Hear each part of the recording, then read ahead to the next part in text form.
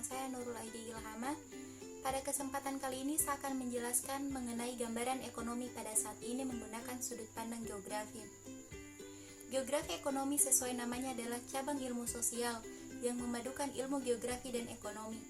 Geografi ekonomi menekankan pokok bahasannya pada aspek keruangan atau spasial dari aktivitas ekonomi manusia, distribusi barang dan jasa, serta komunikasi.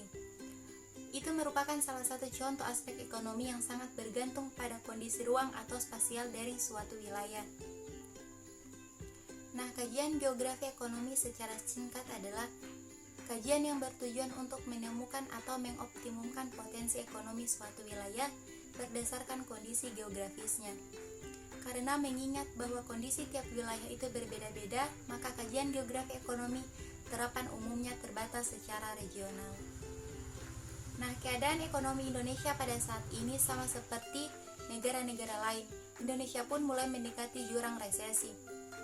Pada bulan Juli 2020, Badan Pusat Statistik menyatakan pertumbuhan Indonesia pada kuartal 2 2020 sebesar 5,32%.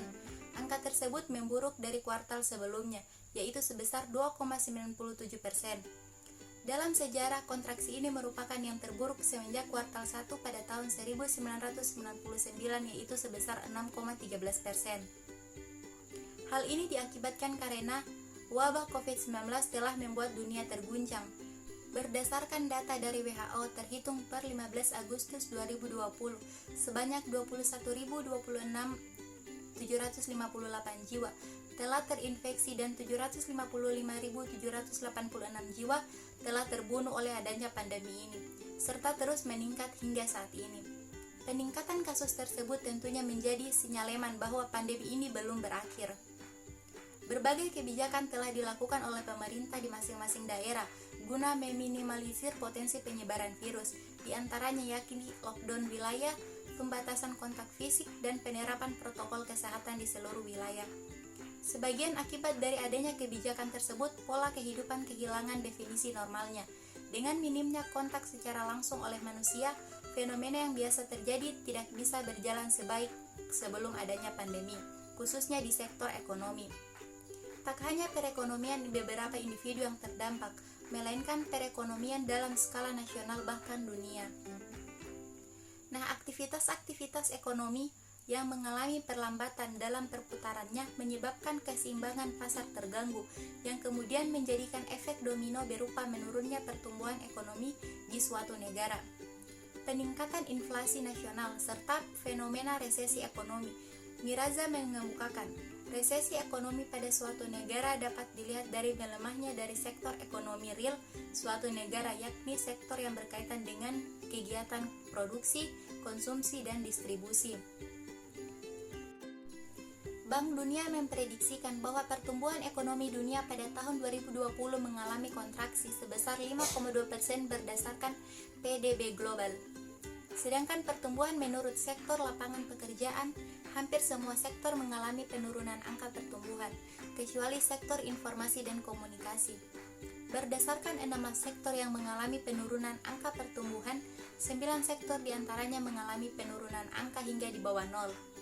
Sektor transportasi dan pergudangan mengalami kontraksi terburuk, yaitu sebesar 30,84%, kemudian disusul oleh sektor akomodasi dan makan minum sebesar 22,02%. Namun di sisi lain terdapat anomali pada sektor informasi dan komunikasi. Nah, tercatat bahwa sektor informasi dan komunikasi mengalami pertumbuhan sebesar 10,88%. Meningkatnya intensitas aktivitas daring pada masa pandemi merupakan faktor utama tingginya pertumbuhan di sektor tersebut. Aktivitas daring yang meningkat tersebut inilah yang mengakibatkan meningkatnya pertumbuhan pada sektor informasi dan komunikasi. Dampak yang dihasilkan dari resesi ini tentu sangatlah besar terhadap pertumbuhan masyarakat. Lapangan pekerjaan yang menurun, produksi yang menurun, dan pengangguran yang melambung tinggi merupakan dampak dari resesi. Hal tersebut tentunya membuat daya beli dan kemampuan investasi masyarakat menurun. Daya beli dan investasi yang menurun membuat roda perekonomian menjadi lambat. Roda perekonomian yang melambat tentu mengakibatkan pembangunan negara menjadi juga terhambat. Meskipun Indonesia secara teknis belum terperosok dalam jurang resesi, potensi akan jadinya resesi masih sangat besar. Ibarat bom waktu, Indonesia tinggal menunggu waktu. Tentu kita tidak menaruh harapan besar pertumbuhan ekonomi positif mengingat pandemi yang masih berlangsung. Namun, mengingat buruknya tanda-tanda resesi, kita sebagai pelaku ekonomi harus berusaha sekuat tenaga untuk meminimalisir dampaknya. Peningkatan sektor ekonomi informasi dan komunikasi tentunya perlu dimanfaatkan sebagai basis untuk mengembangkan ekonomi kreatif berbasis digital. Pemanfaatan ekonomi kreatif berbasis digital merupakan salah satu solusi agar aktivitas ekonomi dapat berjalan dan meminimalisir dampak resesi. Itulah pemaparan materi dari saya, lebih dan kurangnya saya mohon maaf. Wabillahi taufiq wal hidayah. Wassalamualaikum warahmatullahi wabarakatuh.